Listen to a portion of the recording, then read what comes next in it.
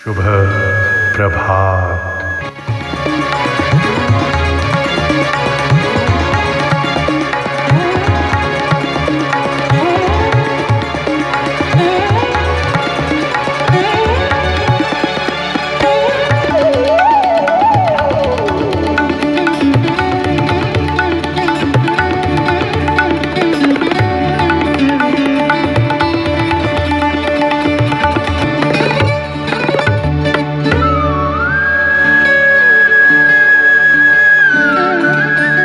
शुभ प्रभात कार्यक्रम के सभी दोस्तों को शिव मोहन का नमस्कार।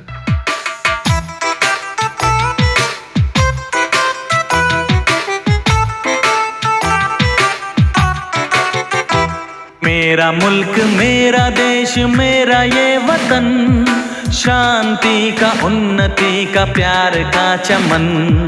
मेरा मुल्क मेरा देश मेरा ये वतन, शांति का उन्नति का प्यार का चमन। इसके वास्ते निसार है मेरा तन मेरा मन।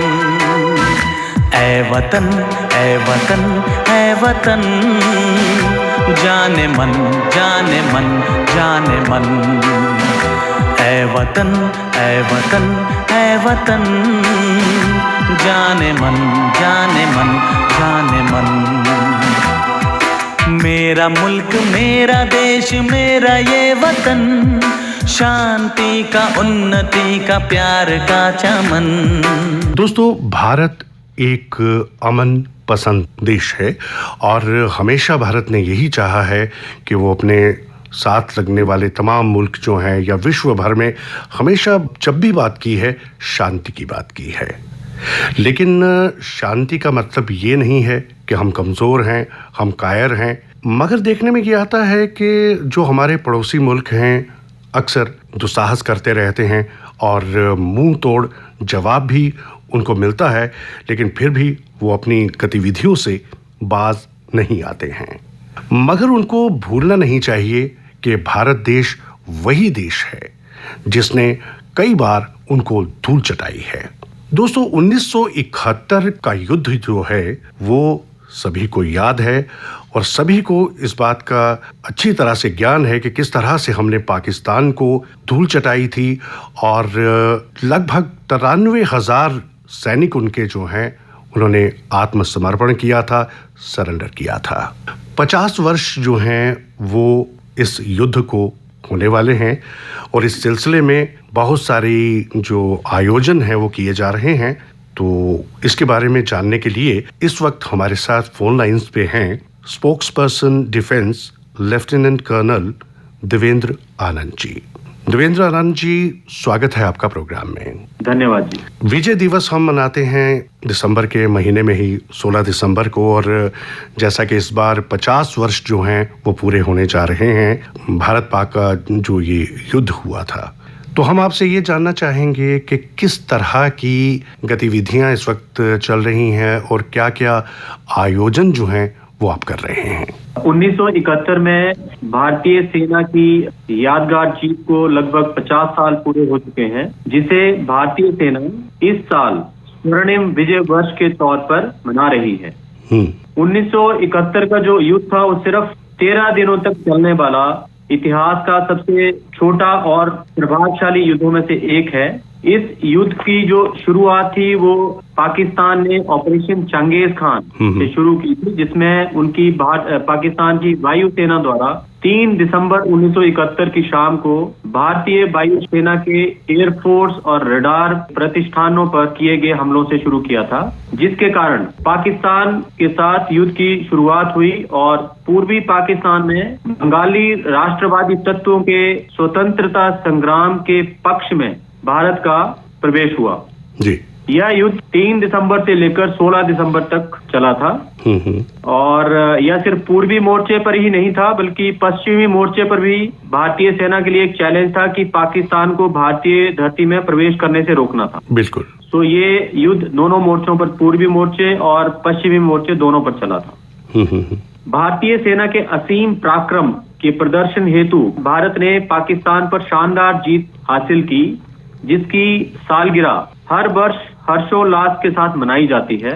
50 वर्ष पूरा होने पर इस पूरे साल में देश भर में कई सारे प्रोग्राम्स भारतीय सेना ने ऑर्गेनाइज किए हैं और ये पूरा साल स्वर्णिम विजय वर्ष के तौर पर मना रही है जी। इसी सिलसिले में जम्मू एंड कश्मीर की धरती पर भी जितने भी हमारे आजादी से लेकर अब तक जो भी कुछ लड़ाइयां हुई हैं या युद्ध हुए हैं, उसमें जम्मू एंड कश्मीर की धरती का बहुत सारा योगदान है। और इस एरिया में इसी उपलक्ष्य में एक बलिदान स्तंभ स्मारक बनाया हुआ है जो कि जम्मू में स्थित है। और स्वर्णिम विजय वर्ष की सेलिब्रेशन में इस युद्ध स्मारक बलिदान स्तंभ पर कई सारे प्रोग्राम्स भारतीय सेना की जो राइजिंग स्टार कोर है वो ऑर्गेनाइज करने जा रही है। और ये जो प्रोग्राम्स हैं ये 10 दिसंबर से शुरू हो रहे हैं और 13 दिसंबर तक चलेंगे और फिर 16 दिसंबर को जो फाइनल सेलिब्रेशन है वो भी ऑर्गेनाइज किया जाएगा जी। ये जो कई सारे कार्यक्रम जो राइजिंग स्टार कोर जम्मू के बलिदान स्तंभ में ऑर्गेनाइज कर रही है, ये 10 दिसंबर से लेकर 13 दिसंबर तक सभी जम्मू एंड कश्मीर के सभी नागरिकों के लिए ओपन है। कोई भी इसमें आकर इसमें आ सकता है और जो ये प्रोग्राम्स हैं उनमें पार्टिसिपेट कर सकता है और उनका आनंद उठा सकता है जी। और साथ ही साथ ये एक मौका होगा कि वो हमारे जो भी शहीद हुए हैं या जो भी हमारे शूरवीर थे उनको एक श्रद्धांजलि अर्पित करें। 10 दिसंबर को बलिदान स्तंभ में एक गजल नाइट का प्रोग्राम ऑर्गेनाइज किया जा रहा है जो कि शाम को 4 बजे से लेकर शाम के 5:30 बजे तक चलेगा।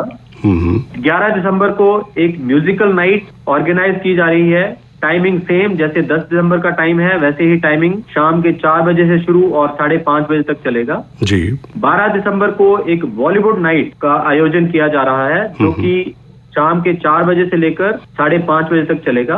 और 13 दिसंबर को किशोर और रफी नाइट, बेसिकली ये सारे एंटरटेनमेंट प्रोग्राम्स ऑर्गेनाइज किए जा रहे हैं चारों दिन जी। टाइमिंग सबका सेम है, शाम को 4 बजे से शुरू होगा और 5:30 बजे तक। और इसमें कोई भी नागरिक जो है जम्मू कश्मीर से या कोई बाहर से भी आया है तो इसमें शामिल हो सकता है, शामिल हो सकते हैं जी। हाँ जी। और लोकेशन होगी बलिदान स्तंभ। और इसके अलावा लास्ट 16 दिसंबर जो कि विजय दिवस है, हर साल स्वर्णिम विजय दिवस के रूप में जो मनाया जाता है, तो 16 दिसंबर को भी एक्टिविटीज होंगी जो कि जिसमें 16 दिसंबर के लिए जो एंट्री है वो इन्विटेशन के आधार पर ही रखी गई है।